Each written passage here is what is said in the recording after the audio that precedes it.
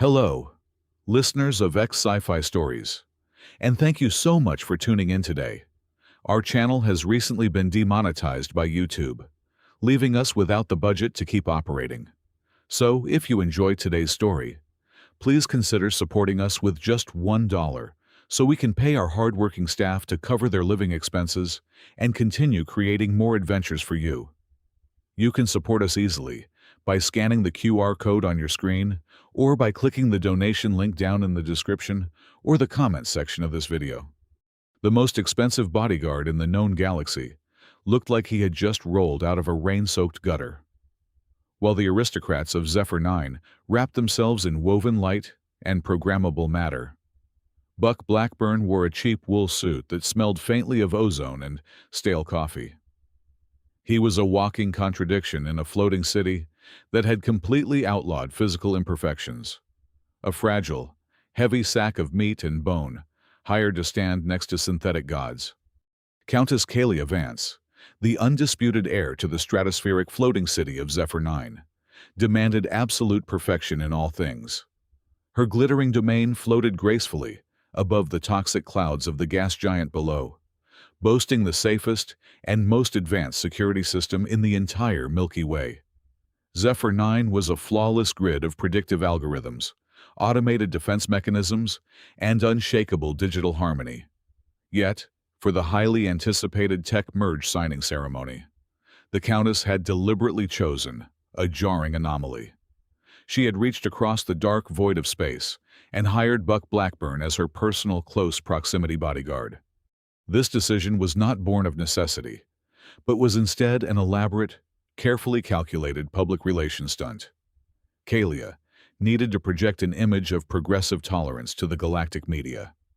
What better way to prove she was an open-minded, peace-loving leader who genuinely valued galactic diversity than by standing shoulder to shoulder with a raw, unmodified human Earth was universally classified in the Galactic Registry as a Deathworld. It was an infamous, feral rock known for extreme gravitational fluctuations, unpredictable weather systems, apex predators, and a complete lack of civilized bioengineering. Buck possessed zero cybernetic implants.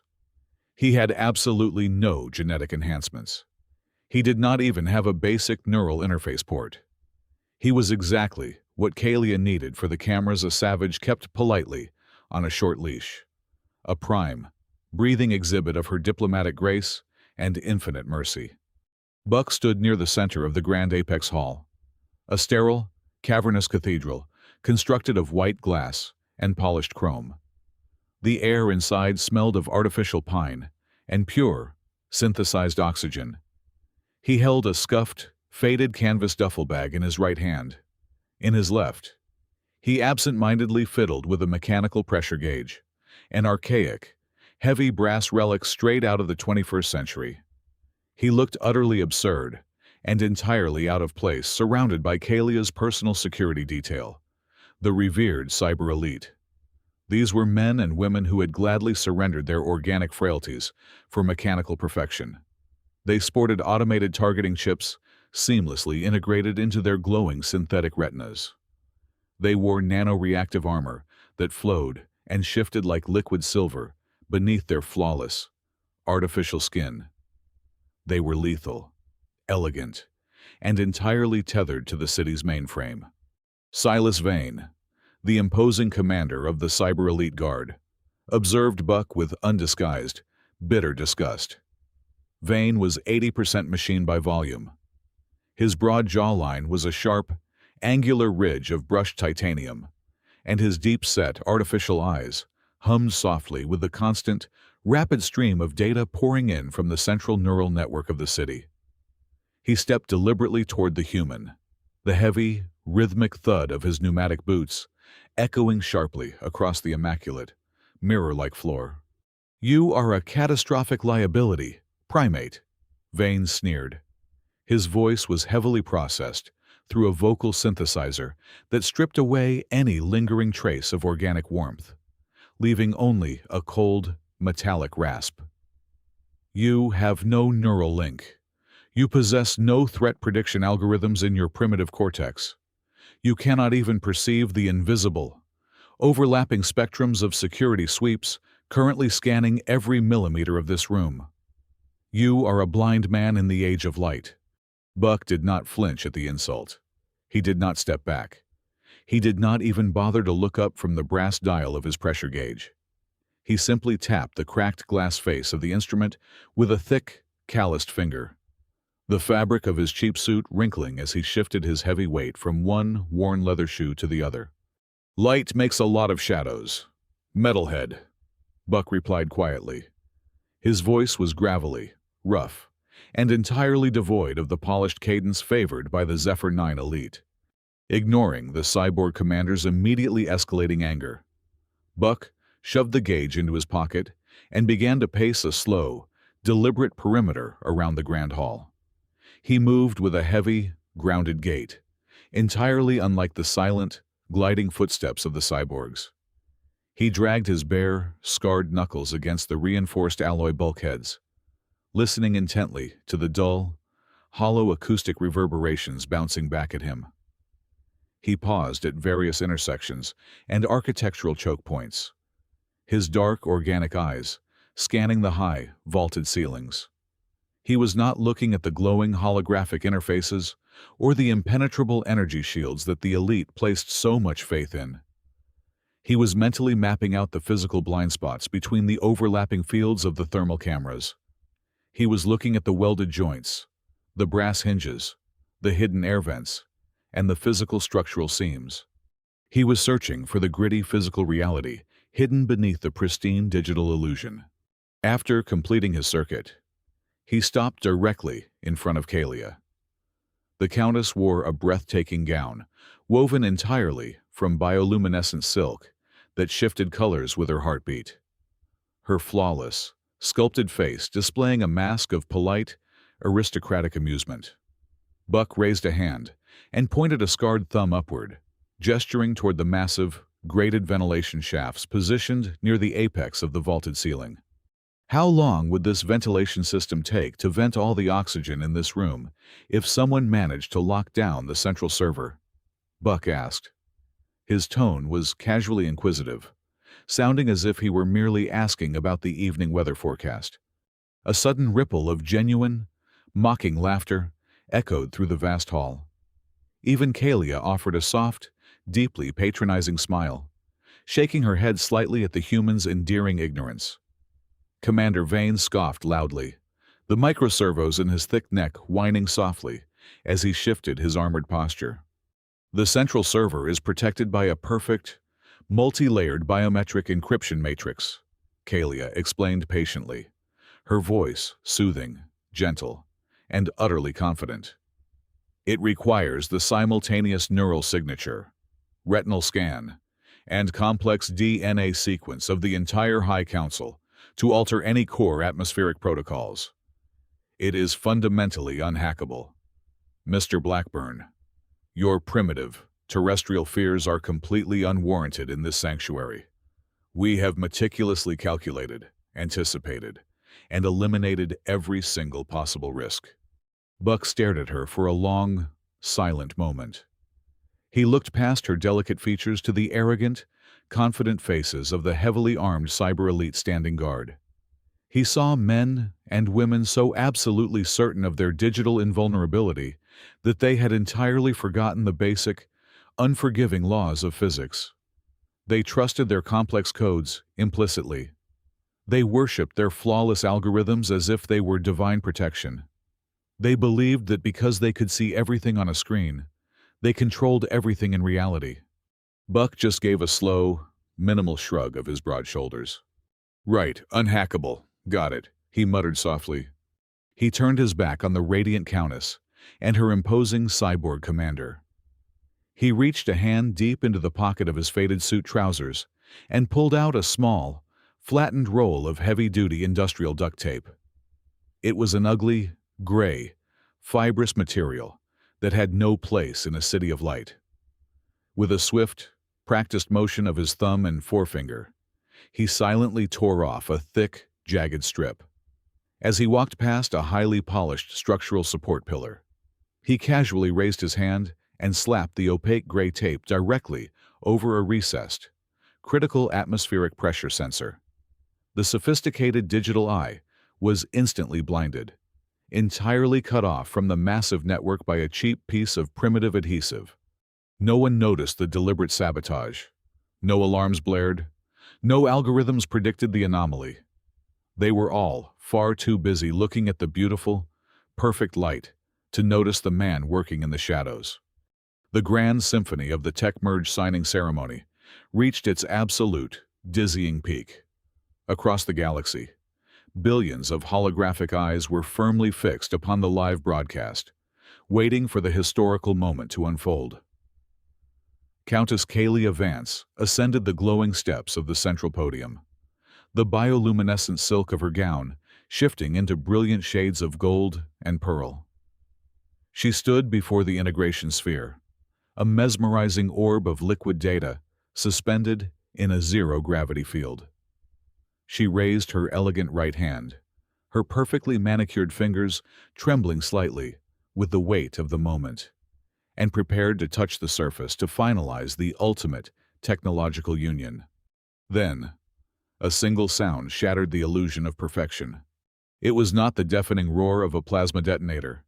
It was not the frantic, howling screech of automated warning sirens.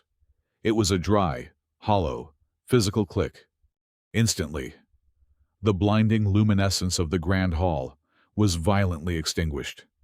The impenetrable, overlapping energy shields that supposedly guarded the elite dissolved into thin air. The omnipresent artificial intelligence that regulated every single heartbeat, temperature fluctuation, and security protocol of the floating city simply ceased to exist. The transition from blinding, triumphant radiance to primal, crushing darkness was absolute and instantaneous. Panic should have erupted, but a terrifying, unnatural silence gripped the room instead. There was no explosion. There was no armed assault. Yet, utter devastation swept through the crowd. Every single individual possessing a neural link, a cybernetic implant, or a synthetic enhancement suddenly froze entirely solid. The formidable cyber elite guard, Kalia's invincible protectors, locked up mid-stride. Their bodies stiffened rigidly in a grotesque tableau of paralysis. They did not fall. They stood exactly where they were, their muscles violently twitching and spasming as an aggressively vicious virus forcibly overwrote their central nervous systems. Their glowing synthetic retinas flickered frantically, shifting from bright blue to a dead, hollow crimson before going completely dark. From the suffocating shadows at the edge of the podium, Silas Vane stepped casually forward. The towering cyborg commander was entirely immune to the invisible plague, moving with a terrifying, calculated grace. "Welcome to the digital purge," Vane announced, his synthesized voice echoing coldly across the pitch-black hall. He did not need to shout. He had an entirely captive audience.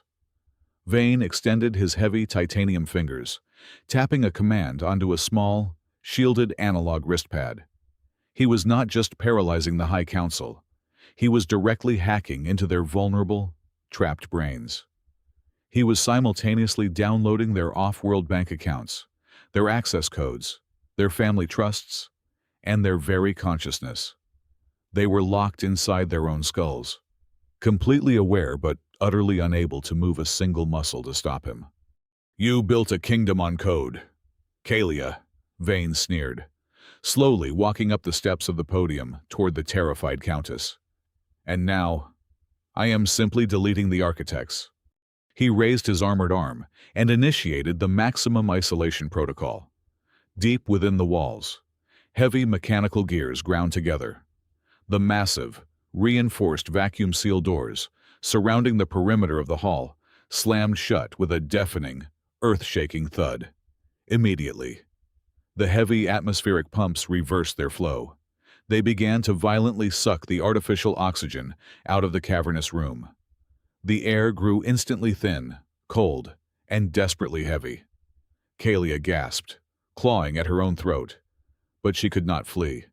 The dead electronic magnetic seals of the floor had locked her ceremonial boots firmly in place. Her ultimate, invincible guards stood like useless metal statues all around her, acting as silent, helpless spectators to her impending execution. A pair of automated, silver surgical saws unspooled from Vane's heavy forearm. The jagged circular blades spun to life with a high-pitched, metallic scream, inching closer to Kalia's exposed neck. But in a massive room where hundreds of the most powerful and heavily armed individuals in the galaxy were completely paralyzed by a digital plague, one man moved. Buck Blackburn did not have a neural port to hack. He did not possess a single line of vulnerable code in his veins.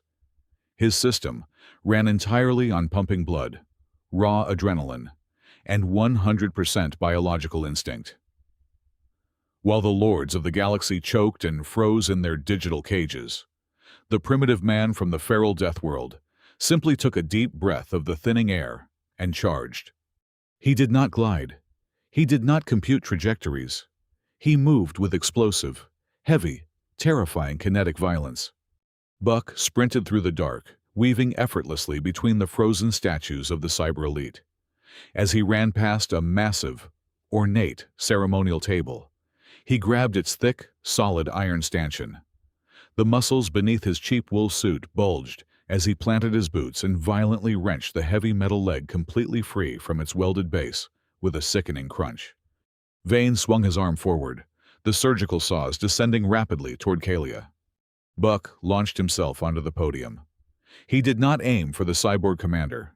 Instead, he swung the crude iron bar with devastating, brutal force, bringing it crashing down directly onto the pristine electronic console, locking Kalia in place. Glass shattered. Sparks erupted in a blinding shower. The magnetic floor seals instantly broke under the sheer blunt force trauma of primitive physics. Buck dropped the iron bar, wrapped a thick, calloused arm around Kalia's waist, and violently hauled her backward off the platform. They hit the hard floor rolling, a mere fraction of a second before Vane's spinning surgical saws tore right through the empty space where the Countess's throat had just been. The heavy iron grating slammed shut behind them with a definitive, ringing clang, sealing them away from the polished nightmare above. Buck Blackburn dragged the Countess backward into the absolute pitch-black throat of the city. They were now inside the mechanical maintenance shafts, a labyrinthine underbelly of Zephyr 9 that the aristocrats never saw and actively pretended did not exist. There were no bioluminescent pathways here. There was no synthesized pine scent. The air was thick, suffocating, and reeked heavily of industrial lubricant, burning copper, and raw ozone. It was a filthy, neglected industrial tomb. Kalia stumbled over a thick bundle of insulated wiring, her flawless silk gown tearing against a jagged piece of rusted metal. She gasped, the sudden reality of the darkness crushing down on her. Decades of ingrained conditioning kicked in. She reached a trembling hand to the delicate silver choker around her neck, desperately pressing the emergency vocal transceiver. "Central Command, priority override," she whispered frantically, her voice shaking in the suffocating dark. "Initiate distress protocol Delta 9, requesting immediate armed extraction to sector." Buck moved with terrifying speed. His massive, calloused hand shot out from the darkness, his thick fingers wrapping tightly around the silver choker. With one violent, completely unsentimental jerk, he ripped the communication device right off her neck. The delicate metal snapped, scraping a thin red line across her perfect skin. He crushed the expensive transmitter in his heavy fist and tossed the ruined pieces into a puddle of foul-smelling grease. "Are you insane?" Kalia hissed, her eyes wide with shock and fury.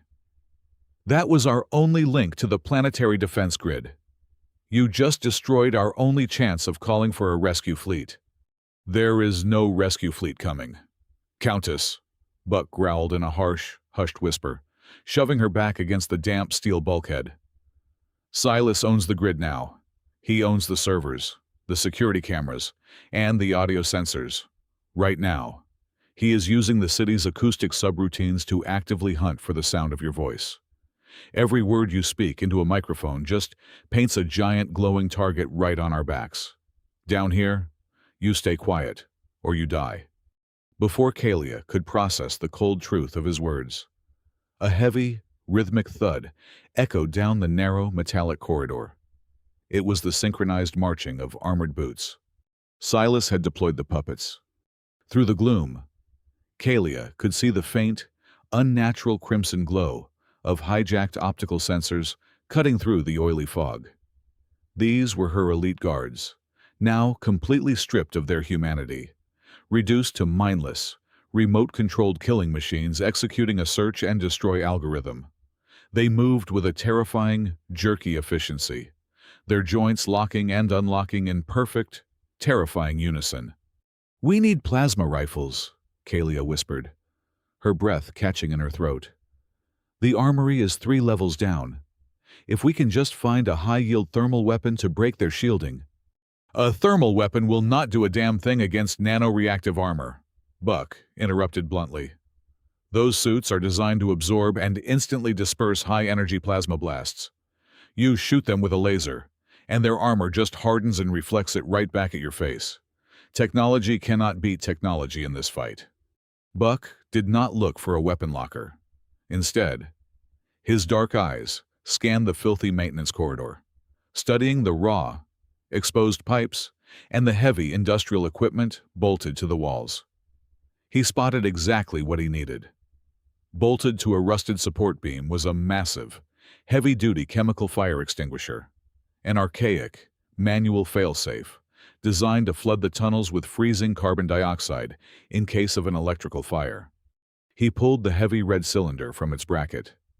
Next, he grabbed a thick, braided steel towing cable resting on a nearby spool. He quickly unspooled several meters of the heavy wire, stringing it tightly across the corridor at ankle height, securing the ends firmly around 2 massive structural support bolts. "Get behind the secondary intake valve and do not make a single sound," Buck ordered, hoisting the heavy extinguisher onto his broad shoulder. The heavy footsteps of the puppets grew deafening. 2 towering, heavily armored cyborgs stepped into their section of the corridor. Their weapons were raised, sweeping the area with invisible targeting lasers. Buck stepped out from the shadows, directly into their line of sight. Instantly, the puppets snapped their weapons toward the human. But before their hijacked triggers could engage, Buck slammed his hand down on the pressure release valve of the heavy extinguisher. A massive, roaring cloud of super-cooled chemical foam erupted from the nozzle. The thick, freezing white gas slammed into the 2 cyborgs, completely engulfing them. The temperature in the narrow corridor instantly plummeted to sub-zero levels. The advanced, nano-reactive armor worn by the guards, brilliantly designed to absorb intense heat and kinetic impacts, had a fatal flaw. It was never programmed to rapidly adapt to a sudden, extreme drop in temperature combined with a thick chemical coating. The smart matter armor instantly froze. The liquid metal components crystallized, becoming rigid, brittle, and entirely inflexible. The first puppet, blinded by the dense freezing cloud and rigidly locked by its own failing armor, marched blindly forward to execute its target. Its heavy metallic boot struck the taut steel cable Buck had strung across the floor. High-tech algorithms could not calculate a sudden, physical tripwire. Gravity took absolute control. The massive cyborg tipped forward, crashing down onto the steel floor with a deafening, shattering impact. Buck dropped the empty extinguisher and smoothly scooped up a massive, iron-headed sledgehammer that had been resting against the wall. He stepped forward with terrifying, practiced calm. He did not aim for the armor plating. He aimed for the organic, unarmored space directly behind the knee, the physical mechanical joint that software could not possibly protect.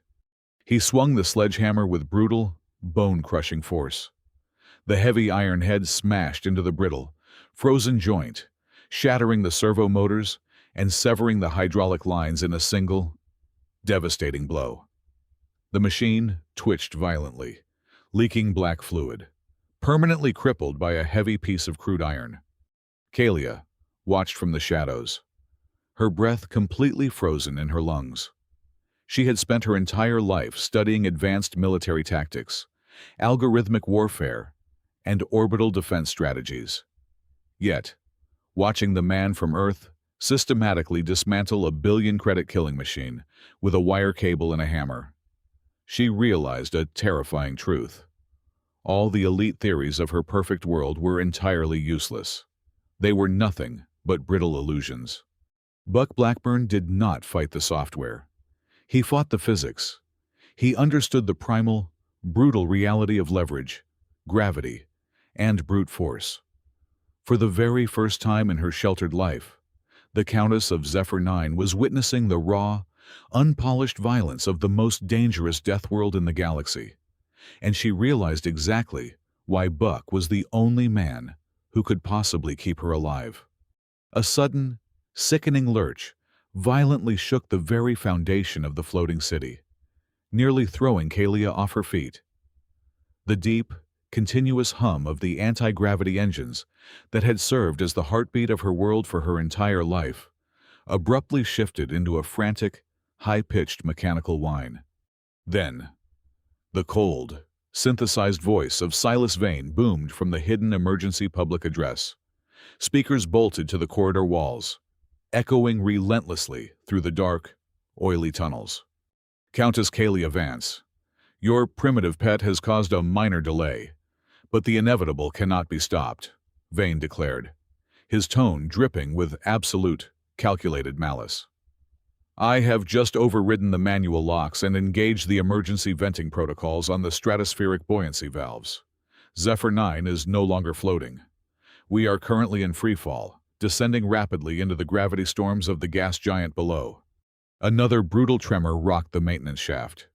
The sound of millions of tons of reinforced steel groaning under massive atmospheric stress was deafening. You have exactly 10 minutes before the atmospheric pressure completely crushes the outer residential sectors into a cube of solid scrap metal. Vane continued smoothly. Surrender yourself to the nearest security terminal and input your biometric root code to transfer the city's mainframe control to me. Do this, and I will re-engage the thrusters. Refuse, and every single soul trapped in this failing monument will be ground into dust. The clock is ticking. Kalia. The public address system clicked off, leaving behind a terrifying, heavy silence, broken only by the screaming metal of the falling city. Buck did not waste a single second offering words of comfort. He grabbed Kalia by the arm and hauled her through a heavy bulkhead door, dragging her directly into the massive, echoing chamber of the gravity core. This was the absolute center of the city, a colossal, spherical room dominated by a blindingly bright, spinning pillar of pure kinetic energy. Thick, heavily shielded liquid cooling pipes as wide as tree trunks coiled around the walls like metallic serpents, pumping thousands of gallons of freezing water to keep the volatile reactor from melting down. Before Buck could pull the heavy door shut and lock it behind them, the ceiling above them violently blew apart. 5 highly mobile hunter-killer cyborgs dropped through the shattered ventilation grates like polished silver spiders. These were not the slow, heavy guards they had faced in the corridor. These were the apex predators of Silas Vane's arsenal. Their sleek, streamlined chassis were designed for maximum velocity and zero hesitation. They hit the metal grating of the floor in perfect synchronization, instantly fanning out into a flawless tactical semicircle, trapping Buck and Kalia directly against the lethal, pulsing edge of the gravity core membrane. 5 glowing red optical sensors locked directly onto Buck's chest. In a fraction of a second, the highly advanced artificial intelligence processors inside their synthetic skulls analyzed the room, assessed the targets, and calculated millions of overlapping ballistic trajectories. They mapped every single possible angle of evasion, every micro-movement Buck could make, and definitively concluded that the human had a 0% chance of survival. The killing solution was absolute. But the flawless algorithms of the cyborg assassins were perfectly calibrated for standard, stable environments. They simply could not calculate the chaotic variables of a rapidly failing ecosystem. Kalia braced herself for the searing heat of plasma fire, shutting her eyes tightly.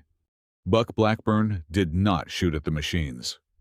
He raised the heavy plasma pistol he had stripped from the disabled guard earlier, aimed high above the cyborgs' heads, and rapidly fired 3 blinding, superheated blasts directly into the massive, high-pressure liquid water cooling pipes circling the ceiling. The thick metal pipes ruptured instantly, exploding with a deafening metallic shriek. Under normal circumstances, thousands of gallons of freezing water would have crashed down upon them in a heavy, crushing waterfall. But Zephyr 9 was in total free fall. The gravity dampeners inside the chamber were fluctuating wildly, violently shifting between double gravity and absolute zero gravity as the city plummeted through the turbulent atmosphere of the gas giant. Instead of falling to the floor, the massive torrent of escaping liquid water violently burst outward and immediately coalesced into dozens of massive, shimmering, free-floating spheres of water. The giant globes of liquid drifted chaotically through the air, creating a bizarre, shifting maze of floating oceans directly between the cyborgs and their targets. The hunter-killers simultaneously opened fire, unleashing a barrage of concentrated, high-energy laser beams aimed perfectly at Buck's chest. Physics took over where software failed. The intense, focused beams of light slammed into the massive, floating spheres of water and instantly refracted. The water bent, scattered, and shattered the lasers, turning deadly, pinpoint shots into a harmless, blinding light show that splashed randomly against the walls. Worse for the machines, the scattered light and the violently shifting curved surfaces of the water completely destroyed their advanced optical sensors. The targeting lasers bounced wildly off the liquid, feeding the assassin's central processors millions of conflicting data points in a single millisecond. The machines froze, their heads twitching violently as their perfect targeting algorithms completely collapsed under the weight of raw, unpredictable physics. Buck did not stop to admire his handiwork.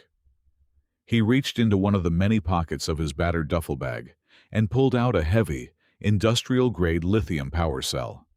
He drew a serrated tactical knife from his belt, jammed the steel blade brutally into the hardened casing of the battery to puncture the protective seal, and hurled the sparking, damaged cell directly into the largest floating sphere of water, drifting perfectly above the 5 confused cyborgs. "Get down!" Buck roared, tackling Kalia flat against the metal grating.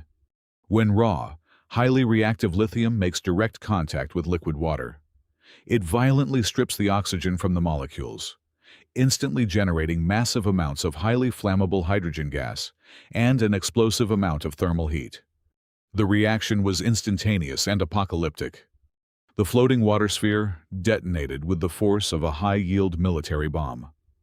A blinding flash of white-hot fire and a massive concussive shockwave ripped through the chamber. The sheer kinetic force of the hydrogen explosion caught all 5 hunter-killer cyborgs mid-air, lifting their sleek, heavy bodies as easily as dry leaves in a hurricane. The blast hurled them violently backward, smashing them directly into the crackling, high-voltage energy membrane of the gravity core. The raw, unshielded power of the reactor instantly surged through their synthetic bodies, overloading their circuits and vaporizing their mechanical nervous systems in a brilliant, blinding flash of blue lightning. The 5 apex predators dropped to the floor, reduced to nothing more than smoking, blackened husks of twisted metal. Kalia slowly raised her head over Buck's broad shoulder, her ears ringing violently from the massive blast. She stared at the smoldering wreckage of the invincible machines, then looked at the human who was calmly brushing a wet piece of shrapnel off his ruined suit jacket. She finally understood the terrifying reality of the Deathworld. The true strength of Earth did not lie in possessing the most advanced weapons. Their ultimate strength lay in their terrifying ability to turn absolutely everything in their environment into a weapon. The heavy steel door of the auxiliary oxygen pumping station groaned shut, cutting off the chaotic screams of failing machinery echoing through the corridors. Inside, the temperature hovered just above freezing. Frost clung to the exposed pipes, and the only light came from the dim, emergency amber strips running along the floorboards. Kalia slid down the frozen metallic wall and collapsed onto the grating. The adrenaline that had carried her through the blazing gravity core finally evaporated, leaving behind a hollow, agonizing void. She pulled her knees to her chest, burying her face in her trembling hands. The tears came then, not just from the biting cold, but from the crushing weight of absolute betrayal. Her entire life, her flawless empire, her unimaginable wealth, all of it was a meticulously constructed lie. The people she trusted implicitly, men like Silas Vane who had sworn oaths of eternal loyalty, had been nothing more than waiting predators. Her perfect society was just an opulent slaughterhouse, and she had blindly walked right into it. "I am going to die down here," she whispered, her voice cracking as a violent shiver racked her slender frame. She looked down and gasped. A jagged piece of twisted metal shrapnel from the massive hydrogen explosion was embedded deeply into the calf of her left leg. Warm, dark crimson blood soaked through the glowing, ruined fabric of her bioluminescent silk gown, pooling ominously on the steel floor. In a functioning Zephyr 9, microscopic medical nanites coursing through her bloodstream would have automatically isolated the wound, completely numbed the pain, and sealed the torn tissue in under 5 seconds. But the digital plague had murdered her nanites. Her synthetic immune system was completely dead. For the very first time in her pristine existence, Kalia was experiencing raw, unmitigated biological trauma. She stared at the spreading red stain, absolutely certain she was going to bleed to death in the dark. Buck knelt beside her in the cramped, freezing space. He did not offer any hollow platitudes or gentle words of comfort. Instead, he simply unzipped his battered canvas duffel bag. From the depths of the worn fabric, he retrieved 2 items that the galaxy's elite would consider the ultimate symbols of barbaric obsolescence: a small plastic tube of industrial superglue and a heavy roll of gray duct tape. "Hold still, this is going to burn," Buck stated flatly.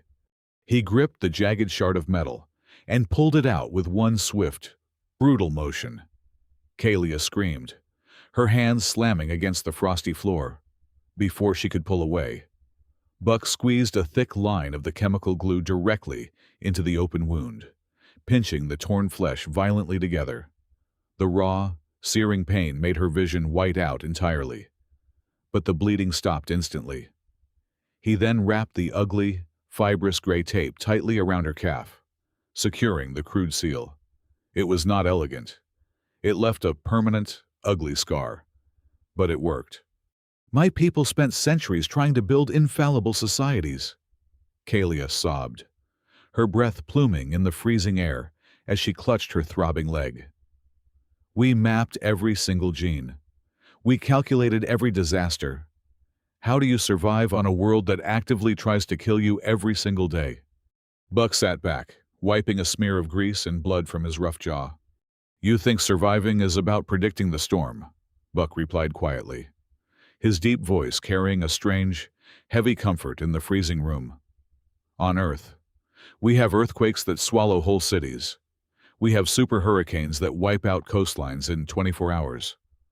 We do not survive because we have perfect early warning systems. Our systems fail all the time. We survive because we know exactly how to clean up the rubble after everything collapses. Perfection makes you brittle, Countess. When a perfect system breaks, it stays broken. But humans, we are made of mud and stubbornness. We break, we bleed, we glue ourselves back together, and we keep moving." He leaned forward, his dark eyes locking onto hers.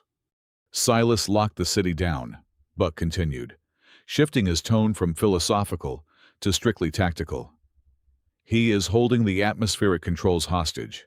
But think about the physics of what he is actually trying to accomplish.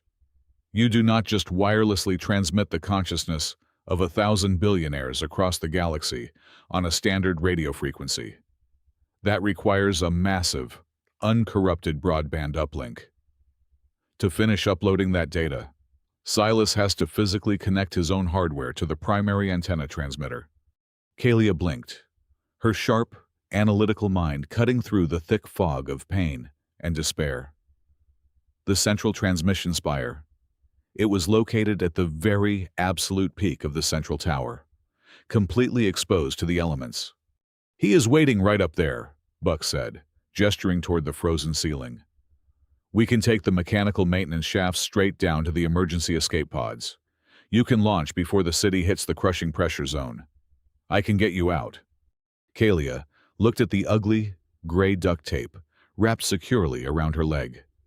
She felt the sharp, grounding throb of the wound, a constant physical reminder that she was alive.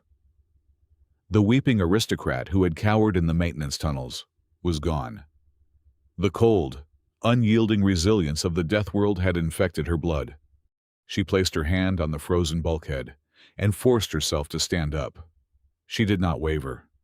She looked down at the human from Earth, her eyes burning with a terrifying, newfound clarity. "No," Kalia commanded, her voice steady and echoing with absolute authority. "We are not running to the pods. We are going to the top of the tower. We are going to hunt him down." The rusted gears of the archaic maintenance elevator screamed in protest as it violently hauled Buck and Kalia up the central spine of the primary tower. The air grew exponentially thinner and colder with every passing second. Zephyr 9 was still in absolute freefall, tearing through the violent atmospheric layers of the gas giant, and the deafening roar of the wind against the outer hull sounded like the screaming of a dying god. The elevator doors ground open, revealing the exposed, storm-battered apex of the city.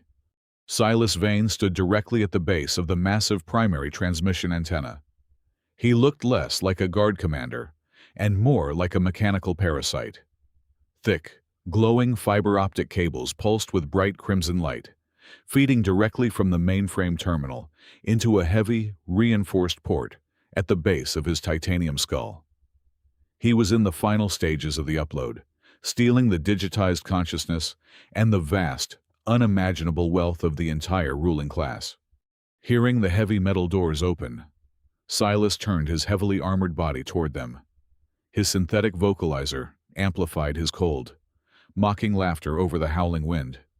"You climbed all the way up here just to die with a spectacular view," Silas sneered, his optical sensors locking onto the battered human and the bleeding countess.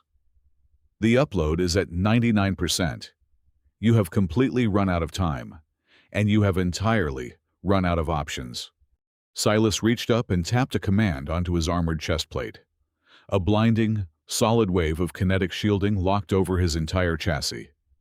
He had just engaged the absolute vanguard of defense technology, an override command known as the Indestructible Protocol.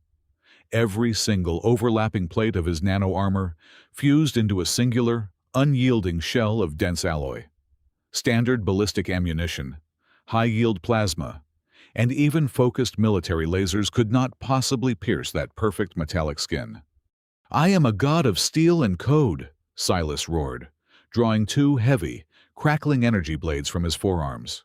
He bent his knees, his hydraulic servos whining loudly as he prepared to launch himself forward and tear the human completely apart. "Shoot me, primitive. See what happens." Buck Blackburn stood his ground. The ferocious wind tore at his ruined suit jacket. He looked at the glowing, invincible cyborg, then down at the heavy plasma pistol he was holding. Buck smiled. It was a terrifying, feral expression. "I am not going to shoot you, metalhead," Buck shouted back.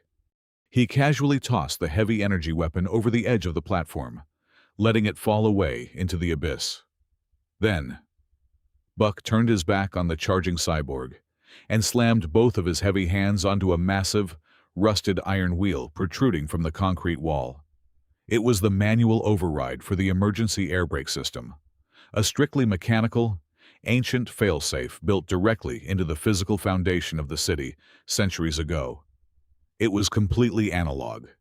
It had no digital sensors, no biometric locks, and absolutely no connection to the artificial intelligence Silas now controlled.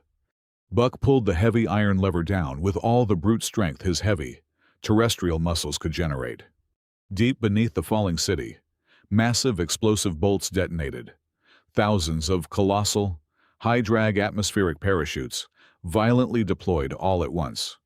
Simultaneously, the city's massive magnetic friction brakes slammed directly into the structural rails. The deceleration was not gradual. It was instantaneous, apocalyptic, and entirely catastrophic. Zephyr 9 went from a terminal velocity freefall to a virtual standstill in a fraction of a second. The resulting kinetic shockwave generated a G-force impact so massive it ripped the very air from their lungs. This was the ultimate difference between the perfect machine and the flawed human. Silas Vane possessed a body of pure, solid metal. He was incredibly strong, but he was completely rigid. Metal does not bend under extreme, instantaneous kinetic trauma. It snaps. The unfathomable, crushing force of the sudden deceleration hit Silas like a solid mountain, because his indestructible armor could not flex or absorb the shock. The kinetic energy transferred directly into his internal architecture.